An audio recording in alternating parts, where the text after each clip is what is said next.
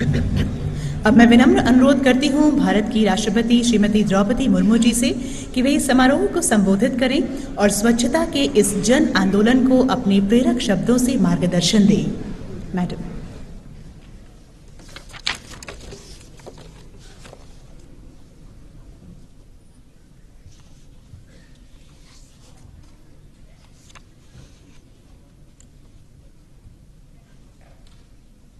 इस समारोह में उपस्थित आवासन और शहरी कार्य मंत्री एवं विद्युत मंत्री श्री मनोहर लाल जी, आवासन और शहरी कार्य राज्य मंत्री श्री तखन साहू जी, विभिन्न राज्यों और शहरों से आए स्वच्छता से जुड़े जनप्रतिनिधि तथा अधिकारीगण, विशेष करके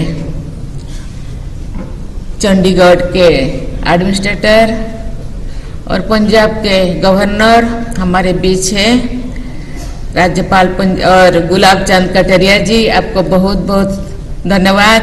आप इस उत्सव में उपस्थित हुए। विभागीय सचिव श्रीनिवास जी, स्वच्छता के क्षेत्र में सक्रिय अन्य संस्थानों के प्रतिनिधिगण, हमारे सफाई मित्रों, देवियों और स्वजन, मैं आज पुरस्कार प्राप्त करने वाले सभी विजेताओं को हार्दिक बधाई देती हूँ। आप सबने स्वच्छता के राष्ट्रीय महायज्ञों में अपना योगदान दिया है। आप सबकी मैं विशेष प्रशंसा भी करती हूँ। हमारे शहरों द्वारा स्वच्छता की दिशा में किए जा रहे प्रयासों का आकलन करने और उन्हें प्रोत्साहित करने के लिए स्वच्छ सर्वेक्षण एक सफल प्रयोग सिद्ध हुआ है। मुझे ये जानकर प्रसन्नता हुई है कि वर्ष 2024 के लिए आवासन और शहरी कार्य मंत्रालय द्वारा विश्व के सबसे बड़े स्वच्छता सर्वेक्षण का आयोजन किया गया है। इस सर्वेक्षण में विभिन्न हितधारकों, राज्य सरकारों, शहरी निकायों तथा लगभग 14 करोड़ देशवासियों की भागीदारी सुनिश्चित की है। निष्पक्ष सर्वेक्षण द्वारा आकलन के आधार पर अच्छा प्रदर्शन करने वाले सभी निकायों का पुरस्कार हेतु चयन किया गया है। इन सभी प्रयासों के लिए मैं केंद्रीय मंत्री श्री मनोहर लाल जी और उनकी पूरी टीम की बहुत बहुत प्रशंसा करती हूँ। इस राष्ट्रीय अभियान में राज्य सरकार ने पूरी प्रतिबद्धता के साथ साझेदारी की है।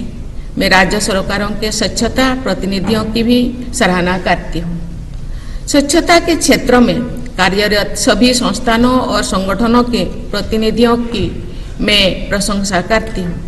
ये समारोह स्वच्छता के जन आंदोलन का एक अनुष्ठान है। मुझे बताया गया है कि आज के पुरस्कारों के क्रम में स्वच्छ महाकुंभ के लिए स्पेशल मिशन अवार्ड प्रदान किया जाएगा। महाकुंभ 2025 विश्व इतिहास का सबसे बड़ा जनसमागम था।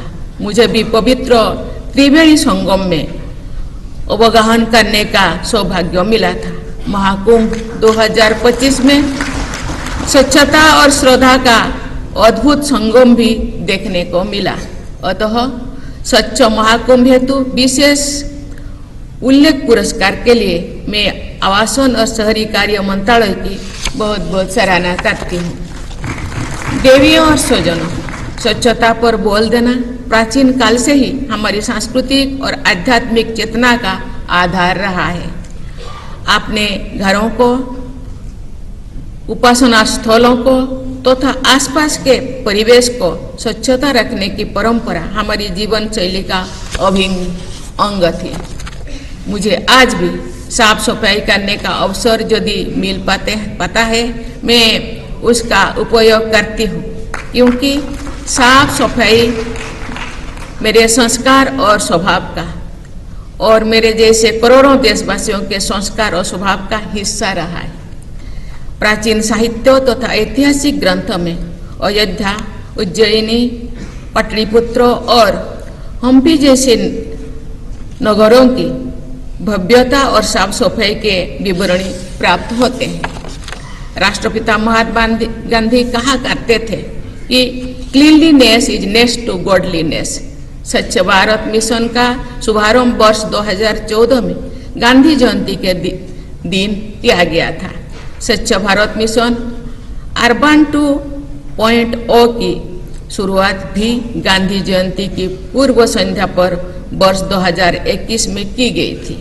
गांधी जी स्वच्छता को धर्म, आध्यात्म और नागरिक जीवन की आधारशिला मानते थे। मैंने स्वच्छता से जुड़े कार्यों से ही जनसेवा की अपनी जीवन यात्रा शुरू की थी।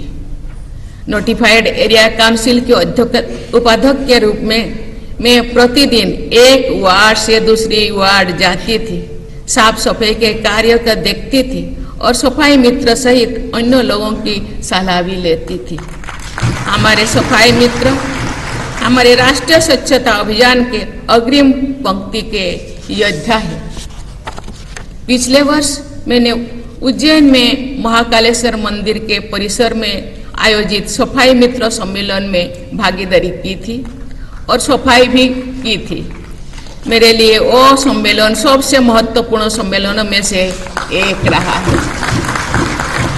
सफाई मित्रों की सुरक्षा से जुड़े प्रयासों और सफाई मित्र सुरक्षित शहर पुरस्कारों के लिए मैं पुनः मंत्री जी और सभी संबंधी लोगों की सराहना करती हूँ।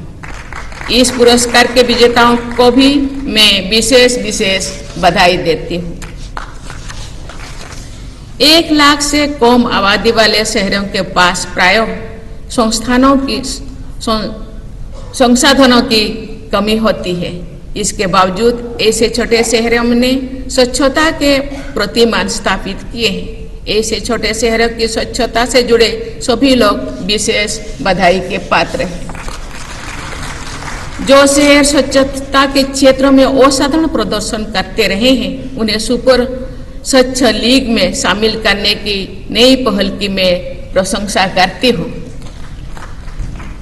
हमारे विद्यार्थी स्वच्छता को जीवन मूल्यों के रूप में अपनाएं, इस उद्देश्य से स्कूल लेवल असेसमेंट की शुरुआत की गई है। इस प्रयास के बहुत लाभदायक और दूरगामी परिणाम होंगे। इस तरह के अनेक नवीन प्रयासों के लिए मैं पुनः आप सबकी सराहना करती हूँ। देवियों और स्वजनों, किसी भी वस्तु का कम से कम मात्रा में उपयोग करना, बार बार उपयोग करना, पुरानी हो जाने पर उसे वस्तु का किसी दूसरे काम में प्रयोग करना, जो था फेंकने और व्यर्थ करने से परहेज करना हमारी जीवन शैली रही है। सर्कुलर इकोनॉमी के मूल संविधान तथा रिड्यूस, रीयूज, रिसाइकिल की प्रणालियों भी हमारी प्राचीन जीवन शैली के आधुनिक और व्यापक स्वरूप है। मैं धन्यवाद देना चाहती हूँ। इसी सिद्धांत के प्रमाण स्वरूप मुझे आज मोमेंटो भी दिया गया है, इसलिए मैं मंत्री महोदय को बहुत बहुत धन्यवाद देना चाहती हूँ। उदाहरण के लिए जनजातीय समुदाय की पारंपरिक जीवन शैली में सादगी होती है। मैं वे मौसम हो या पर्यावरण के अनुकूल तथा सबके साथ साझेदारी करते हुए संसाधनों का न्यूनतम उपयोग करते हैं। वे प्राकृतिक उपादानों का अपव्यय नहीं करते हैं। ऐसे संस्कार, व्यवहार और परंपरा को मजबूत बनाने में सर्कुलरिटी की आधुनिक प्रणालियों को अपनाना आसान हो सकेगा। वेस्ट टू वेल्थ के संदर्भ में मैं ये कहा करती थी, वेस्ट इज वेल्थ। जिस चीज को सामान्यतया वेस्ट समझा जाता है वो वास्तव में मूल्यवान होते हैं। उस मूल्यों को जिन तरीके से उजागर किया जा सकता है उन पर अधिक से अधिक बल देना चाहिए। मुझे ये जानकर प्रसन्नता हो रही है कि लाखों महिला उद्यमी और अनेक महिला स्वयं सहायता समूह वेस्ट टू वेल्थ में जुड़े हैं तथा कुछ बहुत अच्छे उदाहरण प्रस्तुत किए हैं। देवियों और स्वजनों, वेस्ट मैनेजमेंट वैल्यू चेन में पहला और महत्वपूर्ण चरण के सर्च सेग्रीगेशन, इस चरण पर सभी हितधारकों तथा प्रत्येक घर परिवार को सबसे अधिक ध्यान देना है। मुझे ये जानकर प्रसन्नता हुई है कि वेस्ट मैनेजमेंट के क्षेत्र में देश के विभिन्न भागों में सफल स्टार्टअप्स आगे बढ़ रहा है। जीरो वेस्ट कॉलोनीज अच्छे उदाहरण प्रस्तुत कर रहे हैं। स्कूल में पढ़ने वाले बच्चे घर के बड़ों को स्वच्छता का सबक सिखा रहे हैं। देवियों और स्वजन, स्वच्छता के क्षेत्रों में हमने अनेक उल्लेखनीय उपलब्धियां हासिल की है, लेकिन कोई कठिन चुनौतियां का सामना भी कर रहा है।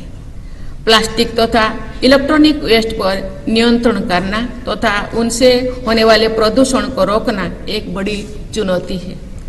भारत में प्लास्टिक के प्रति व्यक्ति खपत वैश्विक औसत के आधे से कम है। समुचित प्रयोगों के बल पर हम देश के प्लास्टिक एमिशंस को बहुत कम कर सकते हैं। केंद्र सरकार ने वर्ष 2022 में सिंगल यूज प्लास्टिक वाले कुछ वस्तुओं पर प्रतिबंध लगाए हैं। उसी वर्ष प्लास्टिक पैकेजिंग के लिए स्टैंडर्ड प्रोड्यूसर रेस्पॉन्सिबिलिटी के दिशा में भी सरकार ने जारी किए हैं। प्रोड्यूसर्स, ब्रांड ओनर्स तथा इंपोर्टर्स सहित सभी हितधारकों की जिम्मेदारी है कि इन गाइडलाइंस का पूरी तरह पालन करें। स्वच्छता से जुड़े प्रयासों के आर्थिक पहलू होते हैं, सांस्कृतिक आयाम होते हैं तथा भौगोलिक पक्ष भी होते हैं।